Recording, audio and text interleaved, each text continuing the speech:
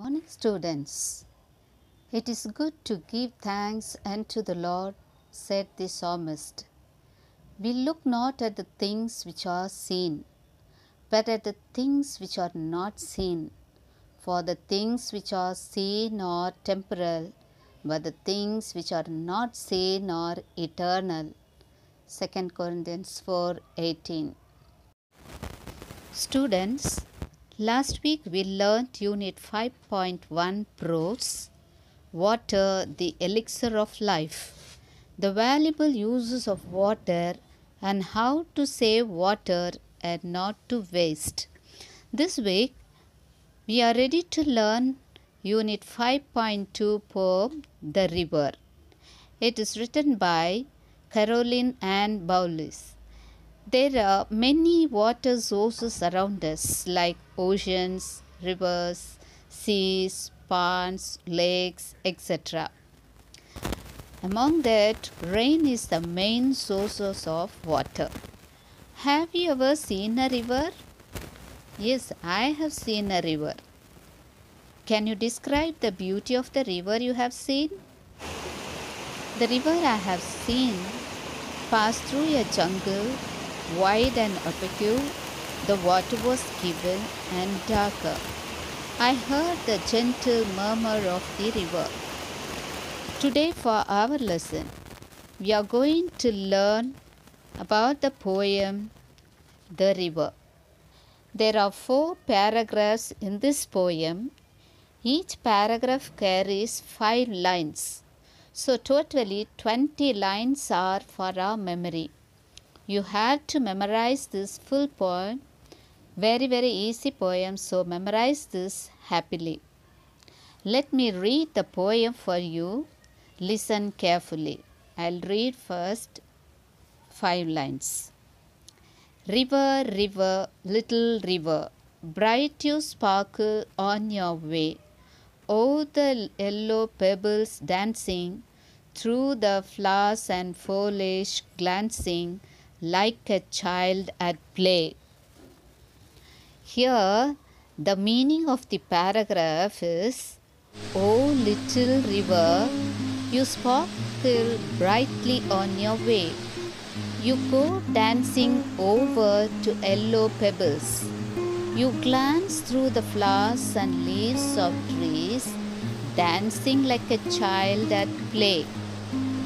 So here, foliage is a word given here.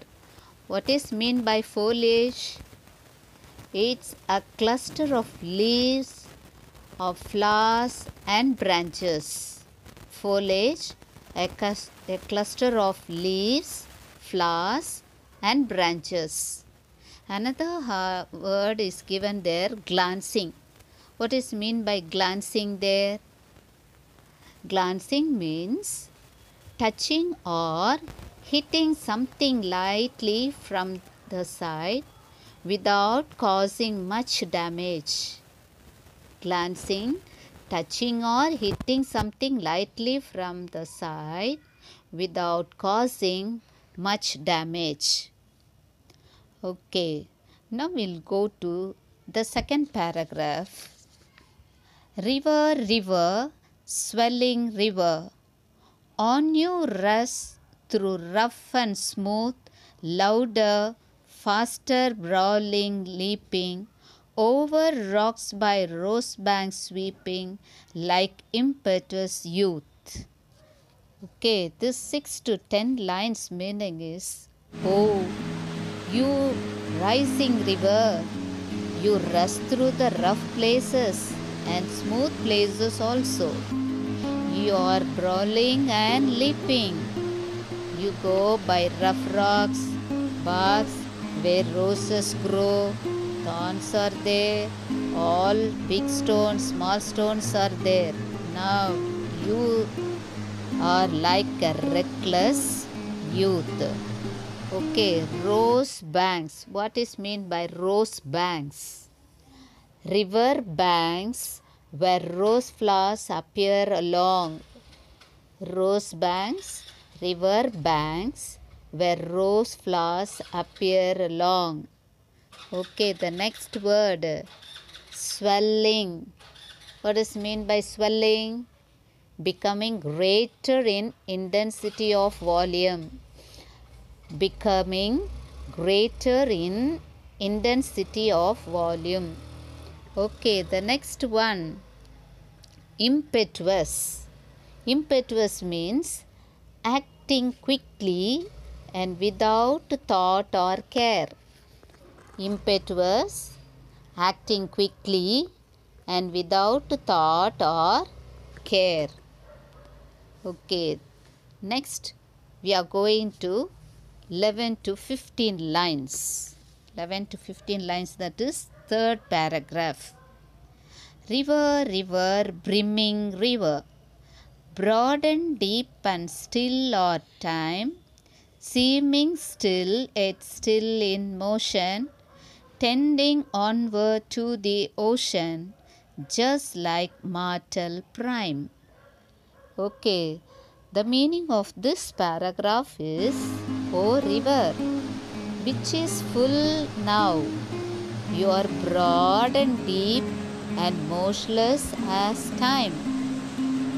Though you seem motionless, you are moving towards the ocean. Now you are like a man his prime. Okay, tending. What is meant by tending there? Going in a particular way. Tending means going in a particular way. And we will go to the last paragraph. River, river, headlong river, do you wash into the sea? See that line hath never sounded, see that sail hath never rounded like eternity. Okay, this paragraph meaning is, O river, you move quickly down into the sea. That sea's depth has been measured by a weighted life. None has gone by ship completely around the sea, which can be compared to eternity. In this full poem, the author of this poem has stated 4 stages of life compared with the 4 stages of river. What is that 4 stages? Child, that is childhood. And next is youth, that is young age. And the third stage is prime. Prime means the middle age. And the fourth stage is eternity. Eternity compared to the old age. Childhood, young age, middle age and old age. Okay. Now, how does the poet bring about the comparison of life with the river? Here it says, in the childhood, the river flows happily like a boy. In the young age, the river runs through rough and smooth places like a youth who is with rash behavior. In the middle age, the river looks broad and deep as a man who has wisdom and steady. In the old age, the river goes and joins the ocean as the man reaches his last stage, that is death. It shows the journey of life to eternity. The tone of the poem is philosophical.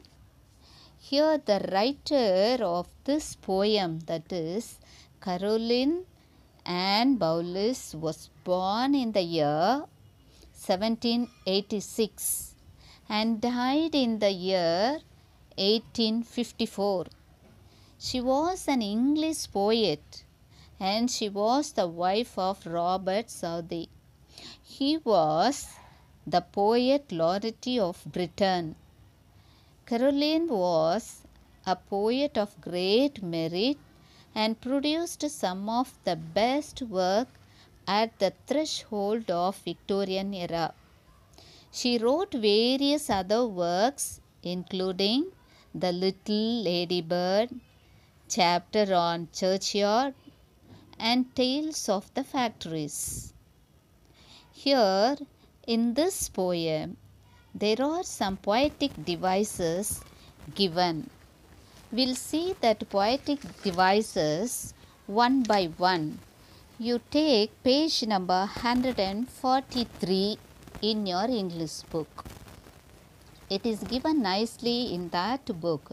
What are the poetic devices given? There are 3 devices given for our thought today. First one is anaphora. What is meant by anaphora? Anaphora is the repetition of a certain word or phrase at the beginning of successive lines of writing or speech. Anaphora. What is anaphora there? Anaphora is repetition of certain word or phrase at the beginning of successive lines of writing or speech. Example is given there. What is the example? See that line hath never sounded. See that sail hath never rounded. Nice lines there, repetitions. Once again I'll read. See that line hath never sounded. See that sail hath never rounded. Okay, the next one, epithet. What is meant by epithet? It is an adjective or phrase expressing a quality or attribute regarded as characteristics of poem or the thing mentioned. Once again I'll read epithet. Epithet is an adjective or phrase expressing a quality or attribute regarded as characteristic of the person or the thing mentioned. The example given there is little river. Okay, the next one, imagery. Imagery means the name given to the elements in a poem that sparks the senses. Its senses, we know what are all senses. Okay, it sparks the senses. It need not be only visual. It can relate any of the 5 senses. Okay, many times we could not see the senses, isn't it? So it elements in a poem that sparkles the senses. It need not be only visual. It can relate any of the 5 senses. What are the senses? Sight, hearing, touch, taste and smell. Example given there, yellow pebbles. Example, yellow pebbles. Many great towns and cities are built on the riverside. Since fresh water is one of the basic human necessities, so it's little surprise that poets have often waxed lyrical about the life-giving properties of rivers and streams. So read that poem and enjoy the poem, memorize the poem nicely and know the meaning of that poem. Here in page 145, another writer Emily Dickinson has given nature the gentlest mother. So read and enjoy the poem and be helpful to others by saving water and keeping the surroundings clean and neat. Thank you, children.